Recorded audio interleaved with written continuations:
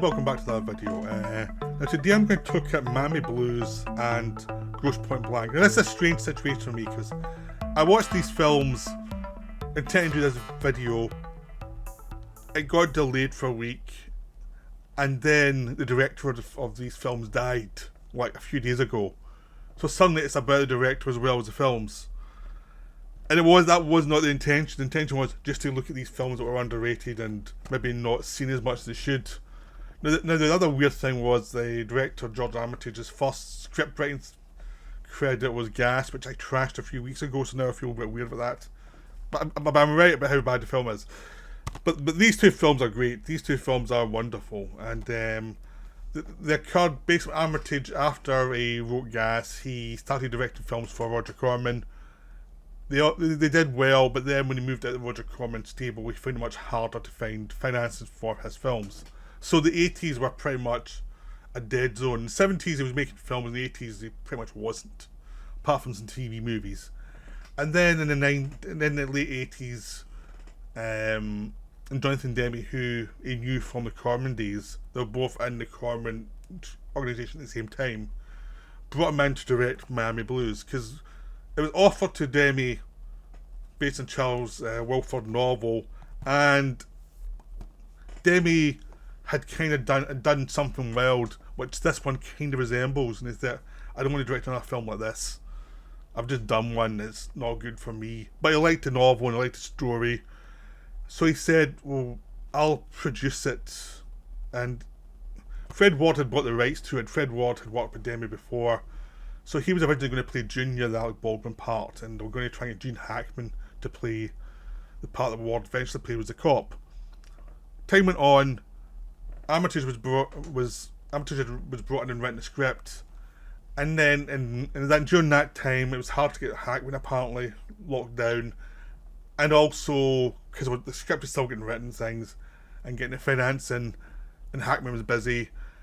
And during that time, Demme had worked with Alec Baldwin on Married to the Mob, and he thought he could be a really good Junior. So he suggested to the producers that this might actually work better off if Baldwin played Junior and Ward played the cop.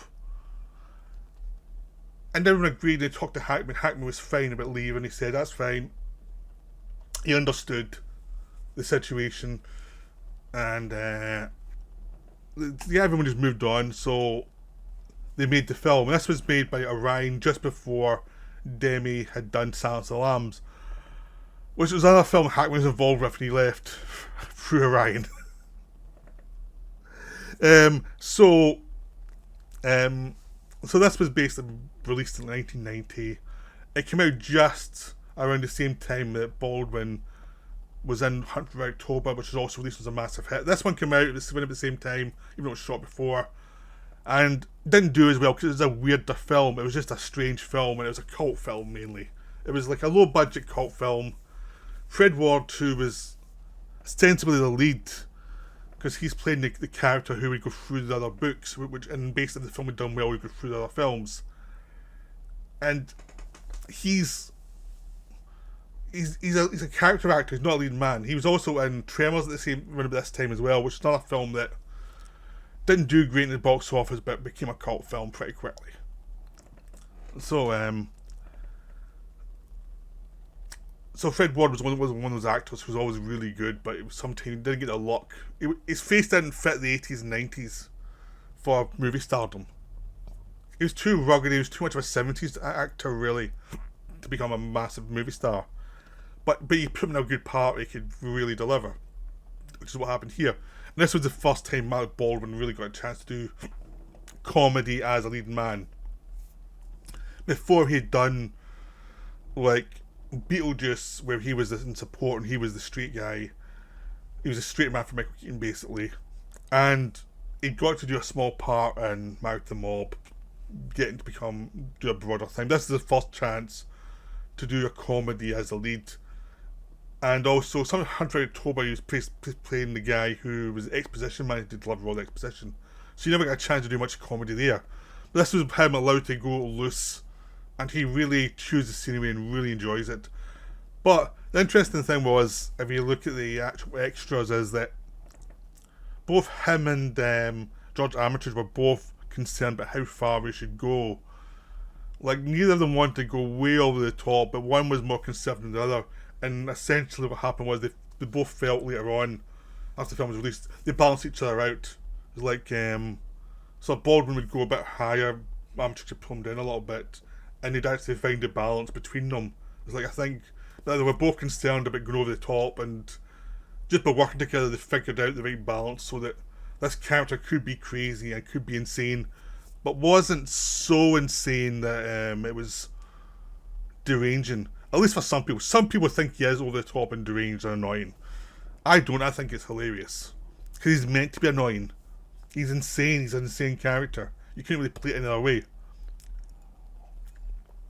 And so basically the idea is he gets out of jail, he steals someone's identity, and he moves to Miami where he hooks up with a hooker played by Jennifer Jason Leigh, and who in this film actually gets to do a comedy part after playing a lot of serious parts in the 80s, where she was variously abused by different male characters through lots of films. So in this one and The Big Picture came out at the same time, she got to do comedy. In this one she starts out as a hooker, but she ends up, she wants to be a housewife, and she's not, her character's not very bright. So you get an intelligent actress playing someone who's not very bright, which is interesting. And it works really well because she knows how to turn off whatever internal censor is going on and look stupid at times. And the good thing is Baldwin's also playing a guy who's not very bright, but he thinks he is. And he managed to turn that off as well. Like this, they kind of they both get blinders on, and they both don't understand the world, and they both want a happy family. They end up getting a house, and Baldwin's going out earning the money, but also basically doing it by crimes. So he starts a crime wave in Miami. And at this point, we've got the Fred Ward character, who's basically a rundown cop who's gone through a divorce. He's living in a hotel. He doesn't have his teeth anymore, so he's got false teeth, which Baldwin steals. So he has to get new teeth. The new teeth don't fit right. And Baldwin also stole his gun and his badge, so Baldwin's going around acting as a cop sometimes to do his crimes, which really infuriates Ward. And he figured out who Baldwin was early on, but now he can't find him. He has to try and track down Jennifer and Jason Leigh to try and find Junior, who is the Baldwin character, to try and eventually nail him. So it's based on a comedy between these three characters, where basically they all meet each other pretty early on, and it's a case of a chase where Ward is trying to find Baldwin, and Baldwin's trying to live out his fantasy life and being completely insane while doing it. And at one point, Baldwin's crimes accidentally solves a case that Ward was working on, which infuriates him even more, because the other person saying, maybe you should leave him out a little bit longer, it makes sense to have more of your past crimes to give you a better clearance rate. That does not go down well. So this film is wild and crazy. There's no way in hell this film could make a lot of money in the late 80s, early 90s. It was too crazy for that era. It was basically what would become popular a few years later with Tarantino, but this came just before it, when people were still a bit tight with this stuff, where Something Wild hadn't done well, and After Hours hadn't done well, and this is another one of those kind of films that was just crazy and insane. Now, I'm going to annoy Solitary Ronin here, but I think this is better than After Hours. After Hours I think is okay. I don't rate it as highly as some other people do. This one I like more. I think it's a better film. But I know I'm in a minority in this one, but I'll stick to my guns. So that was so this film bombed, and Armitage went back to try to get films made and not having much success. It was like you've done Corman films, you've done Miami Blues, none of them worked. And so he was just coming back to struggling. But then he was hired by John Cusack for Grosse Point Blank, which came out in the late 90s, like 97, 98. And this was an idea they'd been developing for a while, which was a hitman goes back to his high school reunion, which is this crazy idea that could have been a Corman film because of that crazy looseness to it. And they developed it for a while, and basically what happened was one of Cusack's friends was running Disney at the time, and they said, okay, you can do this for very little money. So Cusack did Con Air for them, and they did this. So I think it was a kind of, you do one for me, I'll do one for you. And that's fine. Well, also probably getting paid a lot for Con Air. But the thing is, it was like, it was a trade-off, basically, from what I understand. But hey, both films were fun. I mean, Con Air's not a bad film to have on your CV to get this one made. This one's a better film than Con Air, though. But this was Armitage's actual hit. This is a film he actually made money. It did not make a fortune, but it made money, and also it's a film that keeps on getting play. It's always known as a good film that always kind of comes back up every couple of years. And it is one of like John Cusack's signature roles. And it is very quirky. So they brought Armitage on because they knew what he'd done with Corman and Jonathan Demme to help organise this film that had gone through quite a few writers, and they had a good idea what they wanted, but they needed a director to kind of bring it together. So they brought in Armitage, and he helped them rewrite it. Apparently the original script was a bit too big, and they needed to kind of pare it down and then just do rewrites, because Armitage was also a writer, but so was Cusack and all his other friends who were working on it. I think they all just kind of combined their resources and figured out the best version of this and best version of the scenes as they did the scenes, and then kind of pared it down, because it is like a 98-minute film or something like that. It's not a very long film, but each scene feels like it's been worked out to be efficient. So whatever the process was between different people, and you get a sense that Cusack and Armitage were both like big players in this film, they pared it down to be what it needed to be. So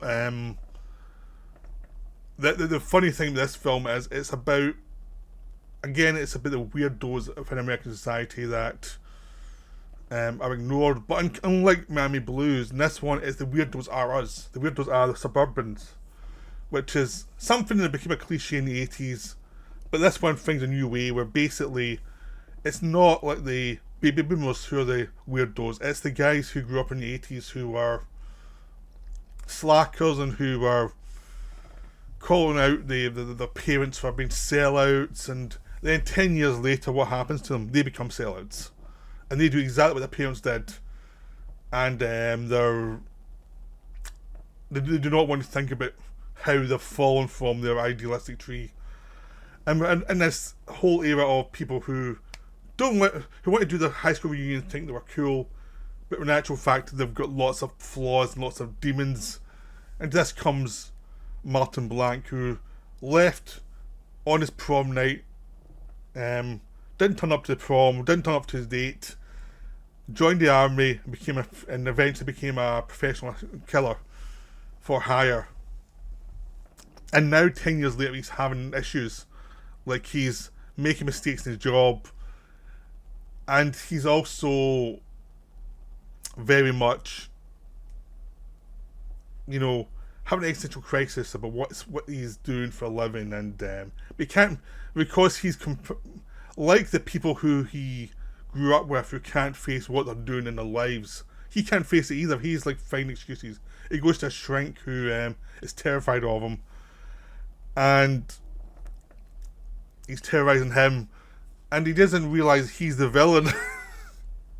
but it's because it's played by Cusack, who's very light, and there's a sense of humour to it. It's like, it's a guy in denial about what he's doing, and what he's doing is horrible.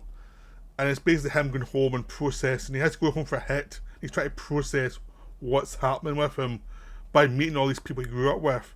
And it's a slow process of finding his mum again, finding out she's got dementia, finding his old home has been sold and has become and the land has now become the site of a little supermarket thing, and just dealing with different people who all kind of were losing in high school, and suddenly they've either become like real estate agents or car salesmen or businessmen, and they've all basically become their parents, and no one wants to admit it. And Will Blank does not want to admit what he does is completely destructive, and no one's lived up to what they expected from themselves as they entered the real world. And it's basically about what happens to you from your idealism to what you become, and then how do you deal with that? Do you actually push through and move on to something else, or do you get trapped in the rut? And basically the story is about this guy trying to move on from being a professional assassin and find something else. And he does that by meeting up with his old girlfriend who has gone through a marriage and divorce, and who's now a DJ, and she's also got her issues with him, and it's the difficulties of your nostalgia, but also difficulties of like moving on. Like, she's her problems with that, he has problems, and of all these other people they meet have problems. But a few having problems, they meet one or two people who are actually moved on, they're secure and they're normal, but most aren't. So it's a comedy about the insanity of growing up, and how it's uncomfortable. And it worked brilliantly. It's a really well made film. It's one of those films that just works.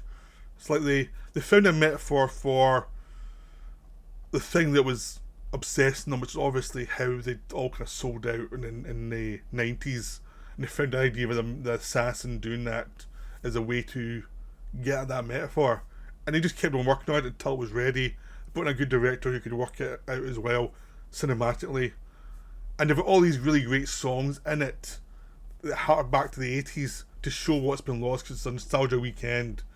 And they're all like daggers into the idealism of all these characters. But it's all done with a sense of humour and subtlety.